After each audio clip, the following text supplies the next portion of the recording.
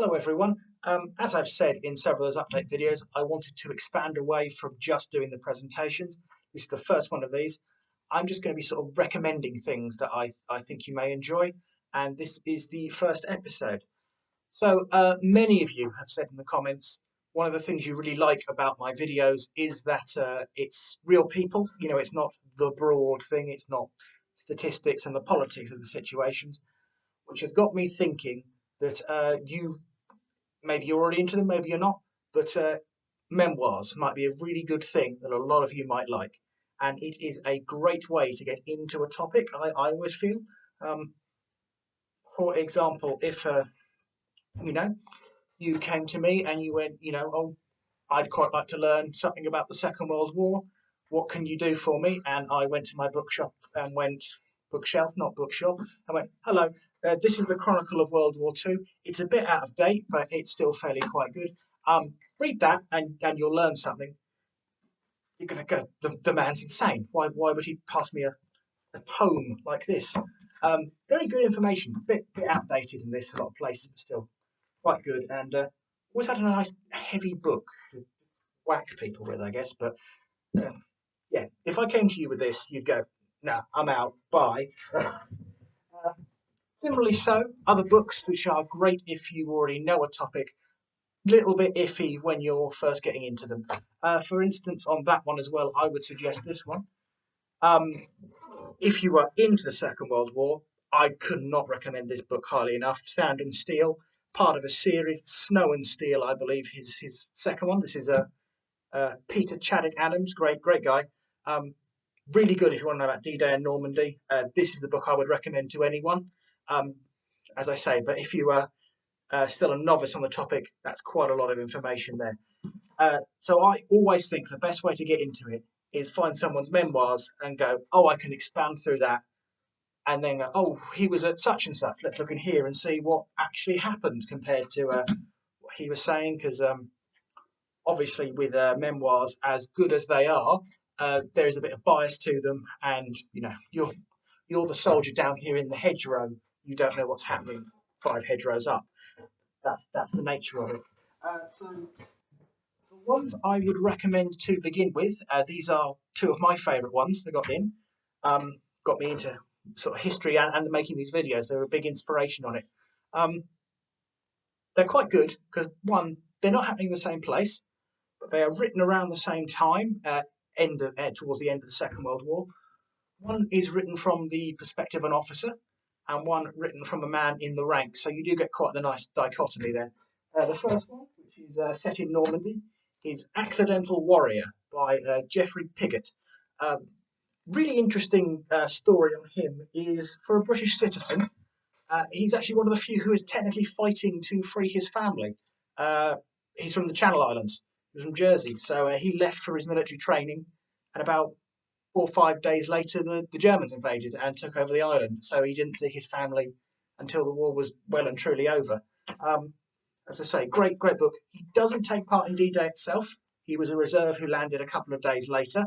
But generally very good. It takes him through his career. It begins off with him in the pay corps because he's actually had glasses. So at the beginning, you can't be in the infantry. Then the years ticked on and was like, oh my God, we need some people in the infantry. You're now good. Again, fantastic detail he goes into about life in Normandy, and just the sheer luck it was to survive some things is just incredible. And also just how bizarre some of like the command structures were at times. Again, you don't know if this is him putting his spin on things, but there's one bit. He's been in Normandy, he's been fighting. He's then promoted, so he goes back to Britain for some training.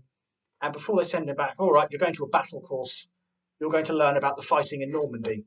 So he's there, and they're going, well, this is how you do this. And they're all sitting around going, hang on, we were over there. That's not how you do that. That'll get you all wiped out. And the people teach you, go, well, no, you don't know what you're talking about. We're the instructors. We know this job better than you who were just there doing it weeks ago. Very strange, but very good book. Takes from, as it says, the front line, Normandy till victory. And it does go up from a few days after D-Day when he arrived to towards the end of the war. So that's the first one I would recommend. The second one is the Recollections of Rifleman Harris. As some of you were sitting there thinking, oh, that name sounds a little bit of a rip-off. Yes, you are correct. It's a reference to the Recollections of Rifleman Harris, who fought with the 95th in the Peninsular Wars during the Napoleonic Wars. But I recommend this. I do recommend it, covering that more in depth in a different video soon. Yes, this one, written from the ranks. Language is a little bit more coarse in places than Accidental Warrior. So obviously, if that's not your thing, that might put you off a little bit. Just be forewarned, basically. But this one, if you sat me down at the BBC or ITV or Netflix and went, "Here is the money. We want a Second World War mini-series based around the British. What are we doing?" I would go, "This. This is what we are doing. This is a great amount of story in this that needs to be a television series." It's great, obviously all real, character drama, everything. And again, just the sheer luck and unluck that people went through. Obviously, I'm not going to say names. I don't want to ruin it to anyone who does read it. But there's stuff like there's one guy gets wounded, sent back to Britain, recovers, and then is then in a church service, and the church is hit by a V2 rocket. They're just, wrong place, wrong time. There's another one, great member of the platoon, everyone gets on with. During an attack, he's shot and killed accidentally by one of his own men. And obviously, it's not a film. It's not fiction, so there's no recourse against that guy. They just have to then carry on, knowing full well that he killed their friend, and he knows it as well. It's just, terrible. It's also really good that it shows this, the rifle brigade they were. The author wasn't there at the time, but they'd done really well in North Africa. They then moved into Italy, changed how they were fighting, and this unit just, I wouldn't say falls apart, but it suffers greatly from everything being changed around them, and they are not at the potential they should have been, and they thought they were when they were going in. Obviously, I'm not going to fool you and say that memoirs are the way to go. Memoirs are that, they are someone's memory. They are often embellished at times. People will, oh yes, I wasn't there, but blah blah blah. I heard enough about it, so I'll pretend I was. I don't think these two books do it. That's why I'm recommending them. But if it is a line you're going to go down, I'd say be a bit careful, because there are some out there which are just not good in their truthfulness. And a great example of that is The Long Walk. It's based around Polish prisoners of war captured in the first few months by the Russians, held in Siberia. Obviously, then Russia and Germany, they go to war with each other and they're all freed. And they walk through Siberia, through the Gobi Desert to join up and fight with the Free Polish forces. It's a great story. The only problem is this book, as much as the event happened, this book is probably fictional. It's generally now considered not true. That he took bits from other places and made up a story. So I think they made a film of this a few years ago, which is just typical, isn't it? The fake one gets a film, and the good real ones just sit around. Shame, but still worth a read. But as I say, I think it's all been discredited by now. And also, when you come to memoirs, there are different styles of writing, and you might like some and you might not like some. A great example of that be this Stephen Ambrose's Band of Brothers. I'm a big fan of the miniseries. I think it's really good. I hate this book. I cannot get through it. I've got through it in chunks, but it's taken some time. I just think he glorifies them far too much. Not in a bad way. I'll explain that in a second. He seems to take Easy Company and gone, well, these are my main people.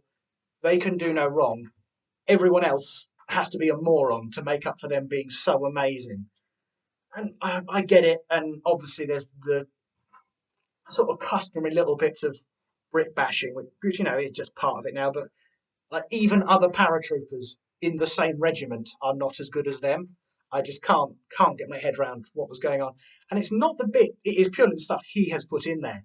It is not the bits from the soldiers themselves, which I think is greatly demonstrated by this Beyond Band of Brothers, which is written by Richard Winters, the commanding officer of Easy Company for much of the later stages of the war. This book's fine. It tells exactly the same stories, just better, just without the grandstanding and the aren't they all amazing? I just can't get my head around it. So I'd say pick this one up. Obviously read that one because that's like the standard of these books. But yeah, if you were like me and you didn't get on with that, Beyond Band of Brothers really redeems the series. What am I talking about? Redeems the story quite considerably, and does much more favour to the to the miniseries that we had, much closer in my opinion. Anything else to say? And again, things will also come down to people's writing style. You've got to keep that in mind. Just because you've read 4 or 5 memoirs, yeah, it's a bit like reading anything. Authors have different styles. You might like some, you might not like others. A real shame for me on that is the book "Helmet for My Pillow" by Robert Leckie. He was one of the he's one of the people followed in the TV series The Pacific, from Guadalcanal to Peleliu. Um, it's a really engaging book and a really interesting story of his life. I just don't like how he writes. It's like his writing doesn't draw you into me, which is a real shame because he went on to be a journalist. So you'd think he would have been a little bit better. But again, it took me parts to get through this book, and there's nothing in here that I think is objectionable. It's just his writing just doesn't connect with me in ways others do. But that is about it. As I say, I'm going to do more of these recommend things. They might be a little bit more ordered than this. This was very free flowing without a script, and not really much more to go into. Plus, it is getting really warm in this room, so I'm going to turn this off and open windows again. But that's it. So, if you're thinking of getting into history and how do I find more personal stories, that would be my recommendation for you. Look for memoirs. Please don't take them as the gospel. Obviously, a historian who has put hundreds of hours of work into a book is going to pick out things better than someone who may have been there but played a very small part. But great way to get into, and great way of hearing ordinary people's stories. And on that, many of you have, again, on the comments of you like how my stories are real people and how I tell lesser known histories. I've not put it where it should have been. Give me one moment. This shows how organised I can be when I'm not scripting.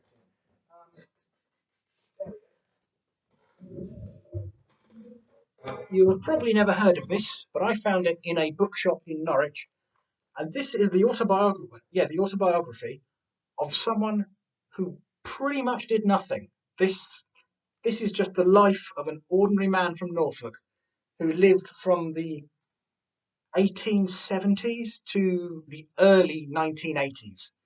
So basically, he lived in a time where the county changed more than it had in about 1,000 years, probably.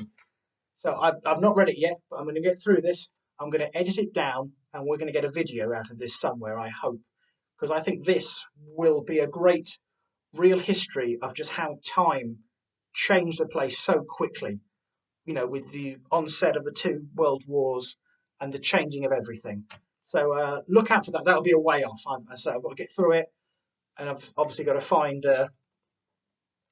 more information than he's put in here about some things. Obviously, the bit of their life during the First World War is literally less than a page, that bit and that bit up there. So I'm going to find out what was actually happening in his village, because as a child, he probably didn't know. Actually, when was he born? Because I feel I've completely thrown you off when I said 1870s. That does not sound right at all.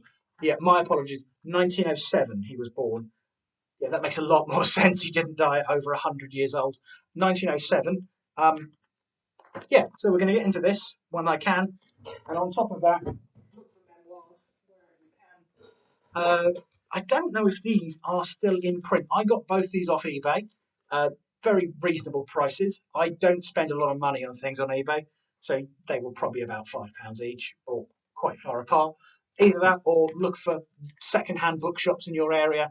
Great places to find things like this, and a lot of my stuff comes from second-hand bookshops. That's basically all. I've rambled a little bit longer than I wanted to, so I hope you're all having a very good day, and there will be a presentation as normal at the end of the week. Thank you.